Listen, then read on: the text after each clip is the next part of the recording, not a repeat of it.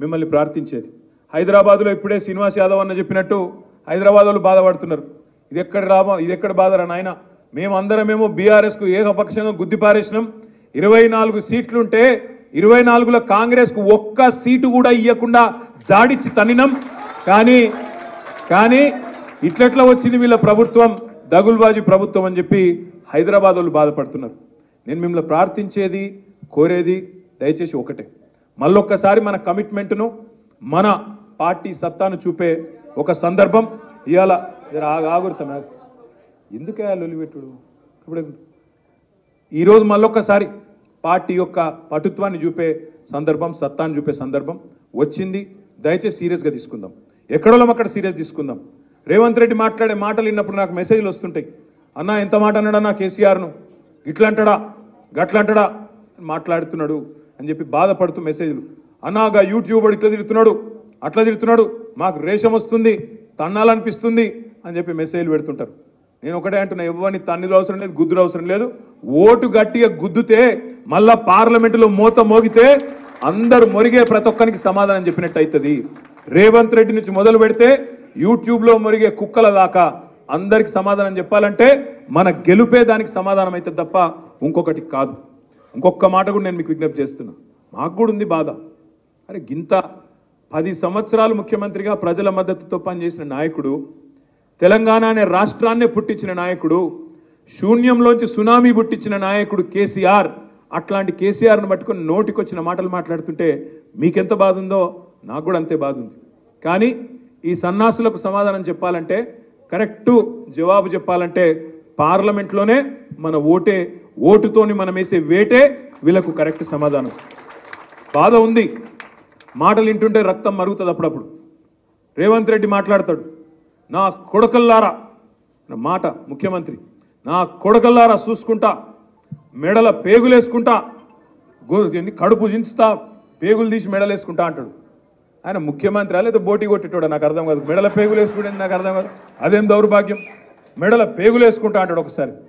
ఇంకొకసారి ఏమో సెక్రటేరియట్కి వచ్చిండు, వచ్చి ఏమంటాడు, ఈడ లంకె బిందెలు ఉంటాయి అనుకున్నా, లంకె బిందెలు లేవు, ఖాళీ కుండలు ఉన్నాయి అన్నారు. అయ్యా రేవంత్ రెడ్డి గారు, అక్కడ ఖాళీ కుండలేవు కానీ హైదరాబాద్ నిండా ఖాళీ కుండలే ఉన్నాయి, నీళ్లు చక్కగా వస్తలేవు, దాని సంగతి ఏందో చూడు. లంకె బిందెలు అంటాడు, లంకె బిందెలు. ఆలోచించును మీరు, లంకె బిందెలట. ఎవడెత్తుతాడో లంకె బిందెల కోసం? పచ్చి దొంగలు, గడపారలు పట్టుకొని, తటపారలు పట్టుకొని, నెత్తి మీద బట్టగప్పుకొని అర్ధరాత్రి చీకట్లో తిరిగేది ఎవడు? దొంగలు. పాడువాడ గుడ్ల చుట్టూ, పాడువాడ గడిల చుట్టూ తిరిగేది దొంగలు. ఈయన ఏం చేసిండో గతంలో నాకు తెలియదు, తెలుగుదేశంలో ఏం చేసిండో ఈయన నాకు తెలియదు. మా మల్లన్నకే బాగా దోస్తాను, నాకు తెలియదు పెద్ద. నేను ఎందుకంటున్నా అంటే, నువ్వే చెప్పినావు మరి, నేను చెప్పాను పాత దోస్తాను. నేను ఎందుకంటున్నా అంటే ఇదివరకు ఏం చేస్తున్నాడో తెలియదు కానీ అన్ని గిసొంటి మాటలే ఉన్నాయి. ఇంకో మాట అంటాడు, మొన్న జేబుల కత్తెర పెట్టుకొని తిరుగుతున్నా అంటాడు. నా తెలియకడితే జేబుల కత్తెర ఎవడు పెట్టుకుంటాడే? ఇక మీకు ఎరికే. ఆయన నాకు తెలియకడితే జేబుల కత్తెర పెట్టుకొని తిరుగుతాడు ఎవడన్నా ముఖ్యమంత్రి? కొద్దిగా అటు ఇటు అయితే డేంజర్ కాదు? ఇట్లుంటుంది కథ. నేనేమంటున్నా, మీరు గుర్తుపెట్టుకోండి. ఇక గిసొంటోడు ముఖ్యమంత్రి అయితే మాకు కూడా సిగ్గే ఉన్నది, మాకు కూడా సిగ్గు అనిపిస్తుంది. అమ్మ ఏడోకెళ్ళి వచ్చిండ్రు రాబోయి, 7కెళ్ళి మోపోయినా మాకు కూడా బాధనే ఉంది. అందుకే మూతి మీద తన్నినట్టు సమాధానం చెప్పాలంటే, జాడిచ్చి తన్నినట్టు మొన్న హైదరాబాద్లో ఎట్లా తన్నినరో మళ్ళొకసారి కాంగ్రెస్ని అట్లే జాడిచ్చి సికింద్రాబాద్లో, చేవెళ్ళ, మల్కాజ్గిరిలో మళ్ళా జాడిచ్చి తంతే ఆ నోరు మూత వడాలే. ఒక్క సీటు గెలవరు అనే నోరు, అడ్డమైన కారు కూతలు మూత వడాలంటే కారు ఉరకాలే. 100 కిలోమీటర్ల రఫ్తారుతో కారు ఊరికి లక్ష్మారెడ్డి గారు బ్రహ్మాండంగా గెలిచి తీరాలి. ఇంకొక మాట కూడా నేను మీకు విజ్ఞప్తి చేస్తా ఉన్నా, ఇంకొక మాట కూడా ఆలోచించమని నేను కోరుతా ఉన్నా. ఇవాళ నేను ఇది ఉత్తగానే అంటలేను, ఆషామాషిగా ఆరోపణ చేస్తలేను. మీరు జాగ్రత్తగా గమనించండి, ఆలోచించండి. అసలు రేవంత్ రెడ్డి కాంగ్రెస్ పార్టీ మనిషా, అసలు రాహుల్ గాంధీ మనిషా, నరేంద్ర మోడీ మనిషా, నాకైతే సమజ్ అయితలేదు. మీరు జాగ్రత్తగా ఇనుండ్రి, చూడుండ్రి ఆయన మాటలు, ఆయన వ్యవహారం. రాహుల్ గాంధీ ఏమో ఏమంటాడు, దేశం అంతా తిరుగుతుండు పాపం ఆయన కాలికి బల్బం కట్టుకొని. ఆయన ఏమంటుండు పిచ్చోడు, చౌకీదార్ చోర్ హై అంటాడు. నరేంద్ర మోడీని చౌకీదార్ చోర్ హై అంటాడు. రేవంత్ రెడ్డి ఏమంటుండు, హమారే బడే బాయి హై, మోదీ సాబ్ హమారే బడే బాయి హై. ఆయన చోర్ అంటాడు, ఈయన బడే బాయ్ అంటాడు. ఆడ రాహుల్ గాంధీ ఏమో పాపం అమాయకుడు, అదానీ ఫ్రాడ్ హై అంటుండు. అదానీ ఫ్రాడు, దొంగ అంటుండు. ఈయనేమంటుండు, అదానీ హమారే ఫ్రెండ్ హై. ఫ్రాడ్ నహీ హై. ఇది రేవంత్ రెడ్డి గారి మాట. ఇంకొక మాట మీరు చూడండి, గుజరాత్ మోడల్ ఫేక్ హే అని రాహుల్ గాంధీ అంటాడు. గుజరాత్లో డొల్లాది ఉత్తదే ఫేక్ మోడల్ అని ఎవరు అంటుండ్రు? ఇవాళ రాహుల్ గాంధీ. రేవంత్ రెడ్డి ఏమంటుండు? మా తెలంగాణ మోడల్ కాదు, తెలంగాణను నేను గుజరాత్ చేస్తా అంటుండు. తెలంగాణను గుజరాత్ మోడల్ అంటే ఏం చేస్తావు? ఇక్కడ కూడా గోద్రా లెక్క, ఇక్కడ కూడా మైనారిటీల కొంపలు ఉచ్చుకొని బుల్డోజర్లు తెచ్చి ఇండ్లు గులగొట్టి దిక్కుమాలిన పనులు చేసి హిందూ ముస్లిం ఫీలింగులు తెస్తావా? ఏంటిది గుజరాత్ మోడల్ అంటే? రాహుల్ గాంధీ ఏమో అరవింద్ కేజ్రీవాల్ని అరెస్ట్ చేసుడు తప్పు, లిక్కర్ స్కామ్ లేదు మన్ను లేదని ఆయన అంటుండు, నా ఇన్సాఫియా అంటుండు. రేవంత్ రెడ్డి ఏమో కవితమ్మని అరెస్ట్ చేసుడు కరెక్టే, స్కామ్ అని ఇక్కడ వీడు మాట్లాడతాడు. నేను అందుకే అంటున్నా, ఎవల మనిషివి నువ్వు? రాహుల్ గాంధీ మనిషివా, కాంగ్రెస్ మనిషివా, బీజేపీ మనిషివా, నరేంద్ర మోడీ మనిషివా చెప్పు. నువ్వే ఆలోచించు, మీరు జాగ్రత్తగా ఆలోచించుండ్రి. ఆయననేమో చౌకీదార్ చోర్ అంటే ఈయననేమో నై బడే బాయ్. ఆయన ఫ్రాడ్ అంటాడు అదాని, ఈయననేమో ఫ్రెండ్ అంటాడు. లిక్కర్ స్కామ్ లేదని ఆయన అంటాడు, స్కామ్ ఉందని ఈయన అంటాడు. గుజరాత్ మోడల్ ఫేక్ అని ఆయన అంటాడు, కాదు జబర్దస్త్ మోడల్ అని ఈయన అంటాడు. నేను అందుకే అంటున్నా మిత్రులారా, ఆలోచించుండ్రి. ఒక్క ఓటు ఇవాళ రేవంత్ రెడ్డి పార్టీకి వేసినా మళ్ళా అది అల్టిమేట్గా లాభం అయ్యేది బీజేపీకే. ఇది నేను చెప్తున్నా, మీరు రాసి పెట్టుకోండి, గుర్తు పెట్టుకొని, యాద పెట్టుకొని. నేను చెప్తే ఇవాళ మీకు కొద్దిగా ఎక్కువ చెప్తున్నామో అనిపిస్తుంది, కానీ రేవంత్ రెడ్డి రేపు ఆయన స్కెచ్ అంతా ఒకటే. ఒక 30-40 మంది కాంగ్రెస్ ఎమ్మెల్యేలను వేసుకోవాలి, ఎత్తుకోవాలి. దబ్బన వస్తే మన టీఆర్ఎస్లో కూడా 5-10 మందిని గుంజుకోవాలి. మొత్తానికి అందరు కలిసి బీజేపీలకు డైవ్ కొట్టాలి, మోడీ దగ్గర పోయి కాళ్ళ దగ్గర కూర్చోవాలన్నదే రేవంత్ రెడ్డి యొక్క ఎత్తుగడ. ఇది పార్లమెంట్ తర్వాత జరుగుతుంది, పార్లమెంట్ తర్వాత ఇదే జరుగుతుంది, మీరు యాద పెట్టుకోండి. ఎందుకంటే ఇప్పటికి నేను 10 సార్లు అన్నా ఈ మాట.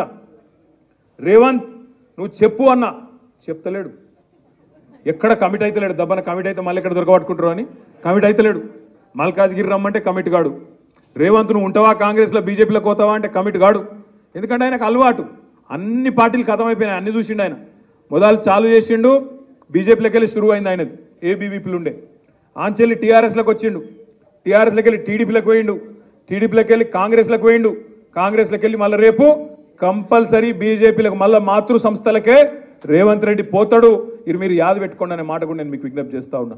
ఎందుకంటే పచ్చి అవకాశవాది తప్ప ఆయనకు ఇంకొక ఎజెండా లేదు, మన్ను లేదు. ఇక మా ఈటెల రాజేందర్ గారు అన్న పాపం హుజురాబాద్లో గజ్వేల్లో ఓడిపోతే అన్న ఇక్కడ టికెట్ తీసుకొని వచ్చిండు.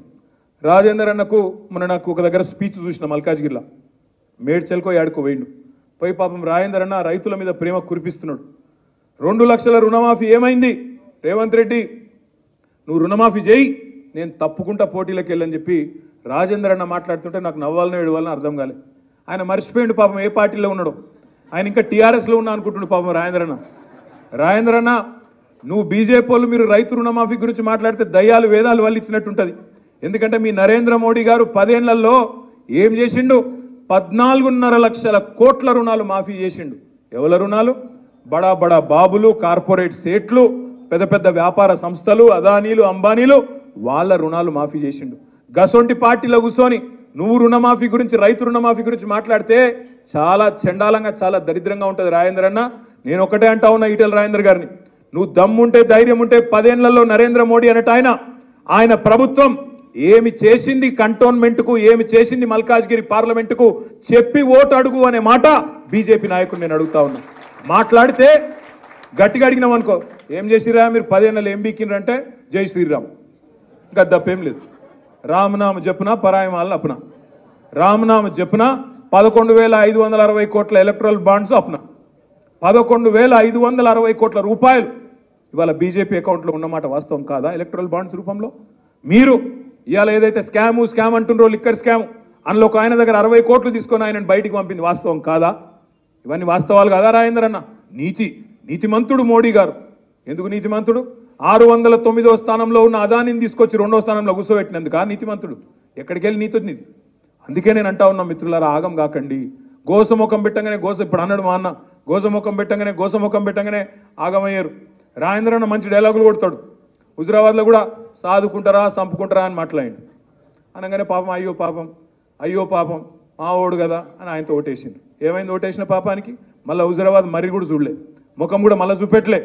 అందుకే నేను అంటా ఉన్నా, ఇలా రాగిడి లక్ష్మారెడ్డి గారు ఏదో పర్సనాలిటీ పరంగా చూస్తే ఒక ఆమెనేమో జెడ్పీ చైర్మన్, ఒక ఆయననేమో ఆమె భర్తనేమో మాజీ మంత్రి, ఇటు దిక్కేమో ఒక మాజీ మంత్రి, వీళ్ళు పెద్ద పెద్దగా కనబడుతుండొచ్చు. లక్ష్మారెడ్డి అన్న అయ్యో ఈయన ఇదివరకు మాకు తెలియదు కదా కొన్ని నియోజకవర్గాల్లో అనే పరిస్థితి ఉండొచ్చు. కానీ నేను మిమ్మల్ని కోరేది ఒకటే, సీనియారిటీ కంటే సిన్సియారిటీ ముఖ్యం. అది తప్పకుండా రాగిడి లక్ష్మారెడ్డి గారిలో ఉంది. వాళ్ళిద్దరూ ఇవాళ అక్కడ పోటీ చేస్తున్న ఇద్దరు కూడా కేసీఆర్ గారి దగ్గర పదవులు పొంది కేసీఆర్ గారికి వెన్నుపోటు పొడిచి అక్కడ నిలబడ్డ నాయకులు అవతల దిక్కున్నారు. మరి అట్లాంటి వాళ్ళు కావాలన్నా, సిన్సియర్గా కష్టకాలంలో కూడా కేసీఆర్తో నడుస్తున్న లక్ష్మారెడ్డి గారు కావాలన్నా ఆలోచించవలసిన బాధ్యత మన మీద ఉన్నది. ఇలా నిల్చున్నది లక్ష్మారెడ్డి గారు కాదు, నిల్చున్నది కేసీఆర్, నిల్చున్నది ఒక గులాబీ సైనికుడు. మనందరం కూడా నిలబడ్డం అనుకుని కొట్టాడాలి తప్ప ఒక లక్ష్మారెడ్డి అన్న నిల్చున్నాడు మాకేంది అన్నట్టుగా పట్టిలేనితనంతో వ్యవహారం చేస్తే కాదు. దయచేసి నేను మిమ్మల్ని ప్రార్థించేది, విషం తప్ప ఏమీ నింపే తెలివిలేని బీజేపీ. మీరు ఆలోచన చేయండి. గమ్మత్ అనిపిస్తుంది నాకు అప్పుడప్పుడు అలా మాటలు వింటే. బండి సంజయ్ అంటే ఆయన మాట్లాడుతాడు, ఆయన ఏం మాట్లాడుతాడు అర్థం కాదు. అప్పుడప్పుడు కిషన్ రెడ్డి అన్న మాట్లాడతాడు, 5 ఏళ్ళు కేంద్ర మంత్రి ఉండి, మా సీనియర్ నాకు తెలుసు, 5 ఏళ్ళు కేంద్ర మంత్రి, సికింద్రాబాద్ లోక్సభ సభ్యుడు. ఏం చేసినవా కిషన్ రెడ్డి గారు అంటే, కరోనాలో కుర్కురే ప్యాకెట్లు వంచిండు, సీతాఫల్ మండి రైల్వే స్టేషన్లో లిఫ్టులు ఓపెన్ చేసిండు, నిన్నగాక మొన్న గుడిమల్కాపూర్లో సింటెక్స్ ట్యాంకులు ఓపెన్ చేస్తుండు కిషన్ రెడ్డి. ఆఖరికి మా పద్మరావు గారు చెప్తుండే నిన్న, మహేంద్ర హిల్స్లో ఆడ ఎంఆర్ఓ ఆఫీస్ ఉంటే రేకుల షెడ్ మాత్రం వేయించిండట ఒకటి కిషన్ రెడ్డి గారు. ఒక గిది కేంద్ర మంత్రి కిషన్ రెడ్డి చేసిన పని. హైదరాబాద్లో వరదలు వస్తే రూపాయి సాయం వచ్చిందా? మా నాగోల్లో అయ్యప్ప నగర్కు తీసుకుపోయిండు సుధీర్ రెడ్డి అన్న, ₹1 సాయం చేసిందా కేంద్ర ప్రభుత్వం? ఎందుకు వేయాలని బీజేపీకి ఓటు? ఒక్కొక్క జిల్లాకు కేసీఆర్ గారు మెడికల్ కాలేజ్ పెడితే 33 జిల్లాల్లో ఒక్క మెడికల్ కాలేజ్ నువ్వు ఇయ్యనందుకు ఇయ్యన్నా ఓటు ఎందుకు వేయాలి నీకు? ఏ కారణం చేత వేయాలి ఓటు బీజేపీకి? ఒక్క పని చేసినావా నువ్వు తెలంగాణకు? 5 మండలాలు గుంజుకపోయినందుక ఖమ్మంలో ఎందుకు వేయాలి ఓటు? ఒక పని చెప్పు, నువ్వు ఏం చేసినావో చెప్పు. మల్కాజ్గిరికి ఏం చేసినావు, తెలంగాణకి ఏం చేసినావు, ఇక్కడ ఉండే దళితులకు ఏం చేసినావు, గిరిజనులకు ఏం చేసినావు, బలహీన వర్గాలకు ఏం చేసినావు, ఎవరికి ఏం చేసినావో చెప్పమంటే చెప్పే పరిస్థితి లేదు. మొన్నటిదాకా కాంగ్రెస్లు దొంగ ప్రచారం చేసిండ్రు. ఏమన్నారు? బీఆర్ఎస్ బీజేపీ ఒకటే, అందుకే కవితమ్మని అరెస్ట్ చేస్తలేరు అని చెప్పి మైనారిటీ సోదరుల మనసుల్లో విషం నింపే ప్రయత్నం చేసినారు.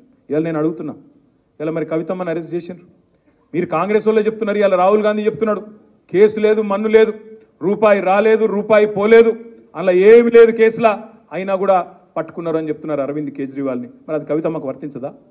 అదే కేసులో కేజ్రీవాల్ అరెస్ట్ అయితేనేమో అది అన్యాయం అట, అదే కేసులో కవితమ్మ అరెస్ట్ అయితే మాత్రం అది న్యాయం అట. ఇది ఎక్కడి న్యాయం, ఇది ఎక్కడి నీతి? ఆలోచించండి. ఇలా మోడీ గారి ప్రవర్తన ఎట్లుంది? అయితే నా జేబులు ఉండాలి లేదా జైళ్ళు ఉండాలి, అయితే నా జేబులు ఉండాలి లేదంటే జైళ్ళు ఉండాలి, అంతే. రెండిట్లో ఏదో ఒకటే తప్ప వేరే మార్గం ఉండద్దు ఈ దేశంలో. అందుకే నేను అంటున్న మిత్రులారా, అందుకే నేను అంటున్న సోదరులారా, దయచేసి ఈ ఎలక్షన్లో మాత్రం కసితోని కమిట్మెంట్తో పనిచేద్దాం. ఇలా దేశం నిండా విషం నింపుతూ హిందూ ముస్లిం అని, ఇండియా పాకిస్తాన్ అని పనికిమాలిన పంచాయతీలు పెడుతూ ఇవాళ కొత్త కొత్త కథలు చేస్తున్న బీజేపీని ఒకవైపు చూద్దాం, మరొక వైపు ఇక్కడ అబద్ధాలతో ఊరేగుతున్న ఈ రేవంత్ రెడ్డి సంగతి కూడా ఇంకో దిక్కు చూద్దాం. మీరు ఆలోచన చేయండి. రేవంత్ రెడ్డి గారి ప్రభుత్వం వచ్చినాక ఈ 100 రోజుల్లో ఏమేం సాధించిండు ఘన విజయాలు అంటే, హైదరాబాద్లో బిల్డింగ్ పర్మిషన్లు బంద్. ఎందుకు బంద్? బిల్డర్లను విలువాలే, కూర్చోబెట్టాలి, రాహుల్ గాంధీ పైన ఉన్నాడు, ఆయన ప్రధానమంత్రి చేయాలి. ఇలా దేశంలో ఉన్నాయి 2 రాష్ట్రాలు మాకు, కర్ణాటక తెలంగాణ, ఇడికెళ్ళి కప్పం కట్టాలి. మరి నేను సామంతరాజును ఢిల్లీకి కప్పం కట్టాలని చెప్పి 2500 కోట్ల రూపాయలు బిల్డర్లకు పర్మిషన్లు ఇవ్వకుండా వేధించి ఒక్కొక్కరి దగ్గర 100 కోట్ల రూపాయలు వసూలు చేసి ఇలా ఢిల్లీకి కప్పం కడుతున్నాడు రేవంత్ రెడ్డి. మొత్తం ఇసుక దందా మంత్రులు, రైస్ మిల్లర్లను బెదిరించుడు, క్రషర్లను పిలిచి బెదిరించుడు, మళ్ళీ ఇవన్నీ బయటికి రాకుండా చేసేందుకు ఏం చేయాలి? 6 గ్యారంటీలు పక్కకు పోయినాయి, ఇప్పుడు 6 గారడీలు మోపోయినాయి. 6 గారడీలు అంటే ఏంటి? ఒకటేమో కాళేశ్వరం స్కామ్ అని చెప్పి యూట్యూబ్లో ఆన్లైన్లో ఒకటి రాయాలి, ఇంకో దిక్కు బర్ల స్కామ్, ఇంకో దిక్కు గొర్రెల స్కామ్, ఇంకో దిక్కు ఫోన్ ట్యాపింగ్, ఇదట అంటే అదట, అదట అంటే ఇదట, వీళ్ళ ఫోన్ ట్యాప్ అయిందంటే వాళ్ళ ఫోన్ ట్యాప్ అయిందట. నిన్న చూసిన ఓ దగ్గర నేను 10 లక్షల ఫోన్లు ట్యాప్ చేసిండు కేసీఆర్. చేస్తే గీస్తే ఒకడో ఇద్దరో లుచ్చగారుల ఫోన్లు ట్యాప్ చేసి ఉండొచ్చు, నాకేమెరక కానీ చేస్తే చేసి ఉండొచ్చు దొంగల లంగలి.